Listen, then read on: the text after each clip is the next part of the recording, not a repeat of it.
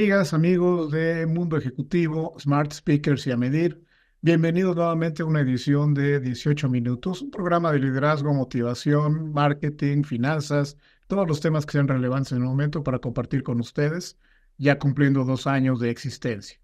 En esta oportunidad, de verdad, me complace muchísimo estar con un gran personaje hoy de lo que se refiere al mundo de la psicología positiva, que es el doctor Tal Ben-Shahar.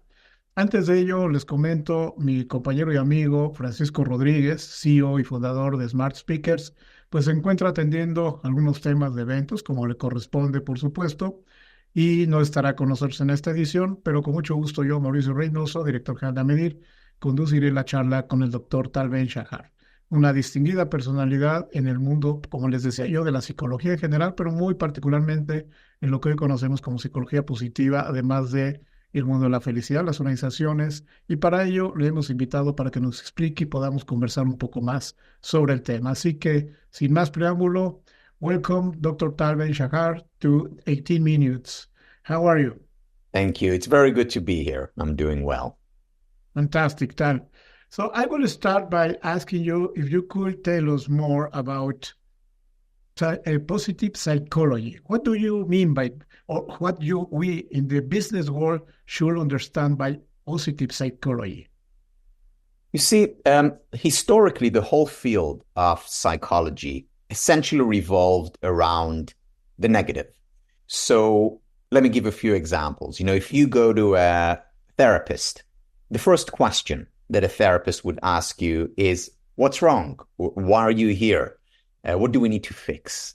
Or if you go to, you and your partner go to a counselor, the first question that you'll be asked is, what's not working in your relationship? What's not going well? Similarly, in organizations, a consultant usually asks, what are the problems in the team? What's not working in the organizations? Once again, what are the weaknesses and what can we fix?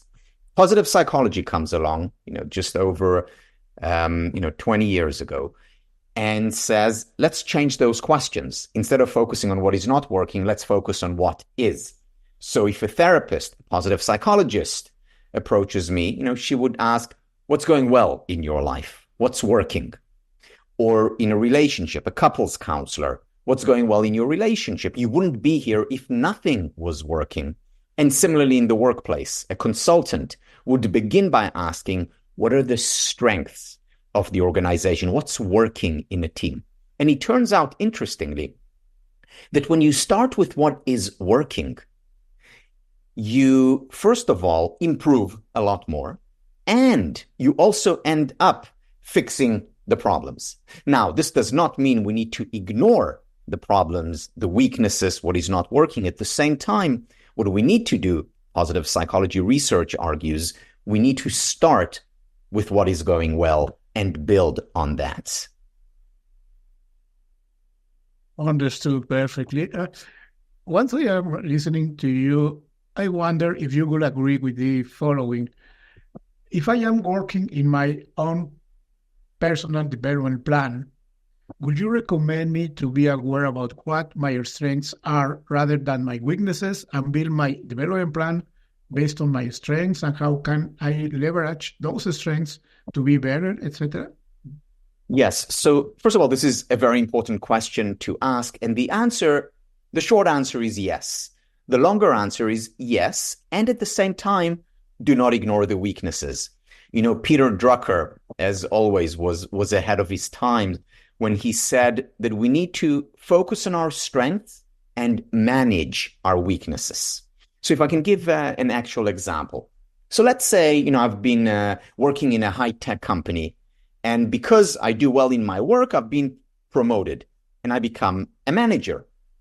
So from an engineer and operator, I become a manager. Now, very often the characteristics that are required to be a great engineer are not the same as those required to be a great manager. So let's say I have, a great mathematical mind, a great engineering mind, but my weakness is working with people or empathy or listening.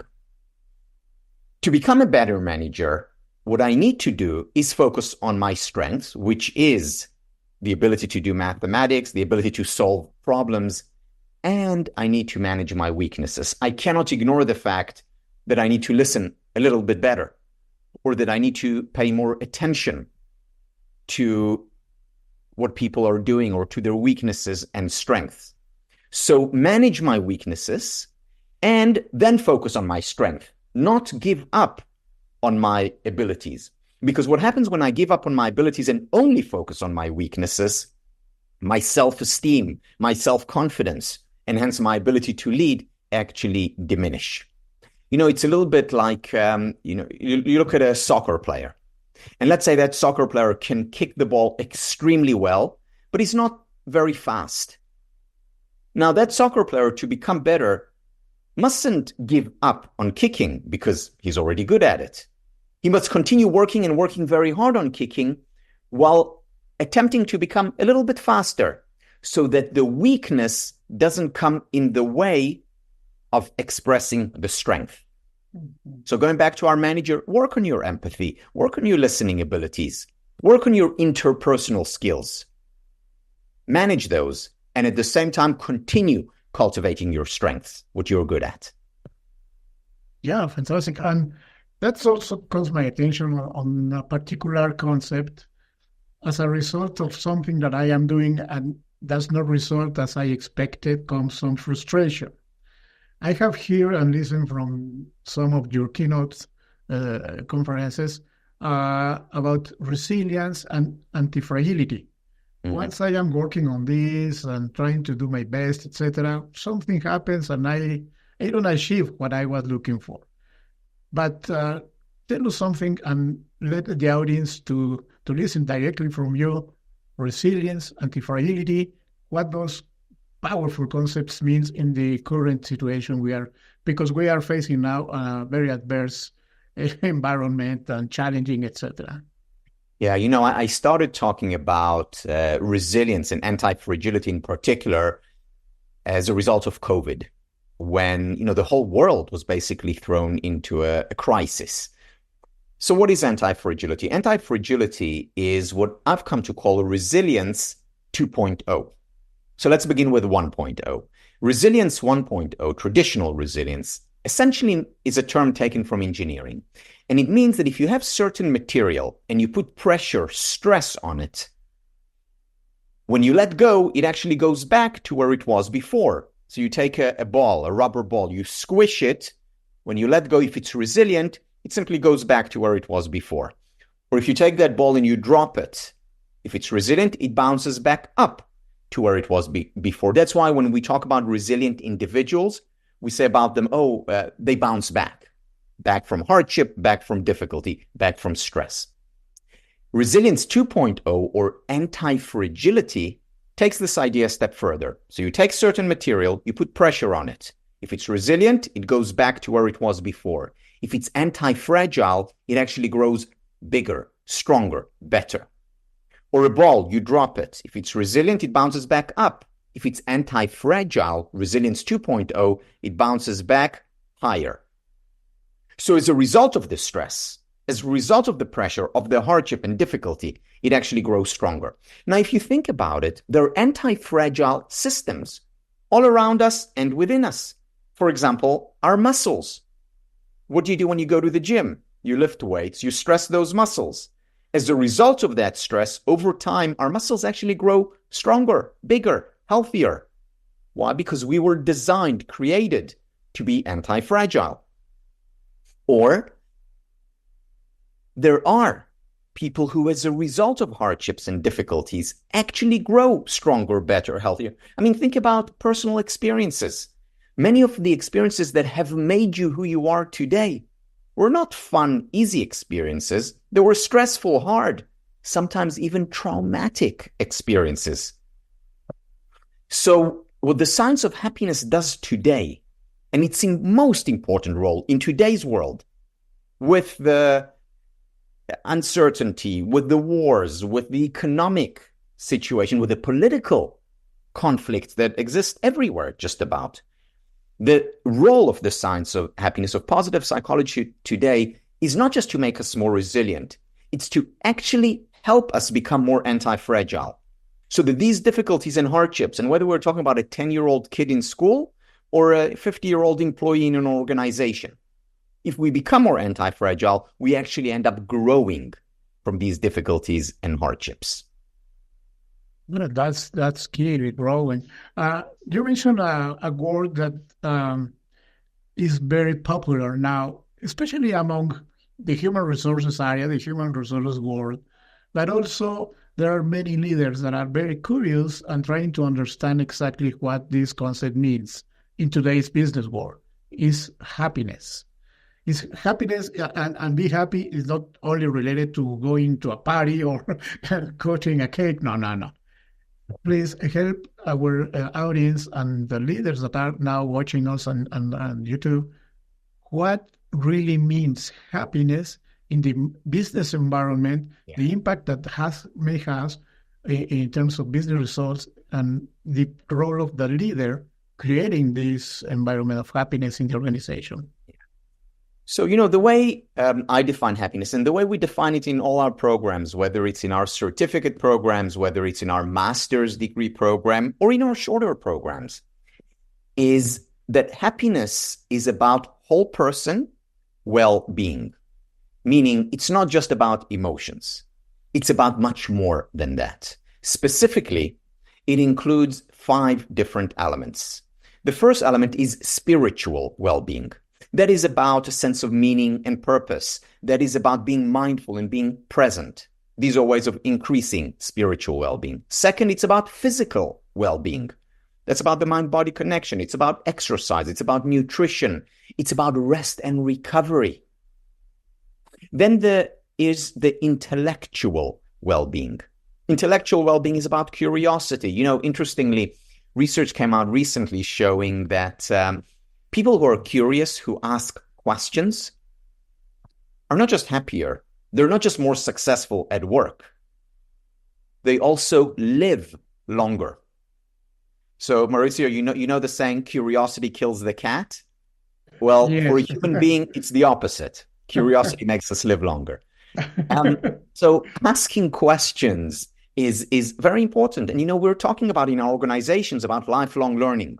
So many benefits to being curious, to learning. Fourth, it's about relational well-being. Number one predictor of happiness, whether it's in the workplace or at home. Quality time we spend with people who care about and who care about us.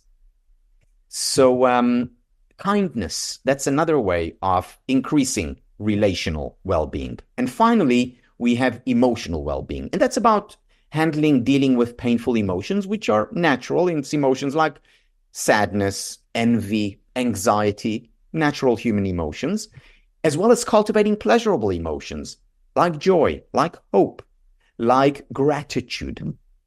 So we have spiritual, physical, intellectual, relational, and emotional. That spells SPIRE.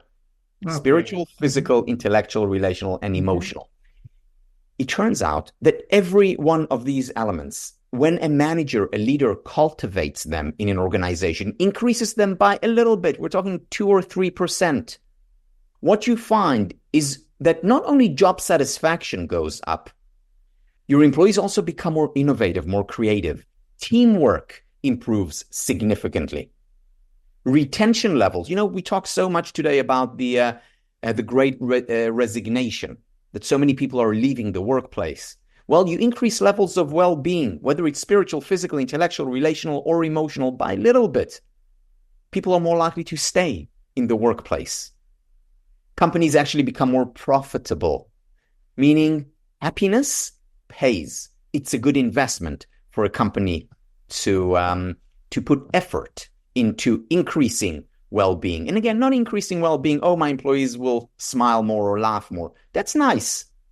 But in a much deeper way, looking at the different elements, the SPIRE elements of well-being. And there are, of course, interventions that relate specifically to increasing each one of these, whether you're talking the individual level or the group level, whether you're talking about a third grade class in a school or a team in an organization.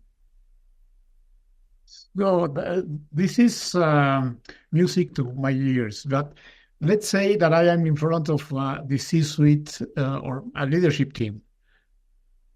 Now that I'm listening to you, is possible to have some indicators to demonstrate that by working on happiness, you will receive and you will see positive impact in business results. Mm-hmm. You know, Mauricio, the answer to your question is in your question. You need those indicators. In other words, you need data. And you know, if I go to the C-suite and I tell them, look, I want to make your employees happier. Some of them will say, oh, that's nice. Why don't you come for our Christmas party and talk there? You know, it's a nice bonus for the employees. But if I tell the C-suite, look, if you increase sense of meaning and purpose by 3%, your employees will be more committed. Engagement levels will go up. And here's the data that shows that that's translatable to the bottom line, revenues. If I go to them and I say, look, if you think a little bit more about physical well-being, introduce a little bit more recovery into the day, and here is how you can do it. Your productivity will go up significantly. Now that becomes interesting.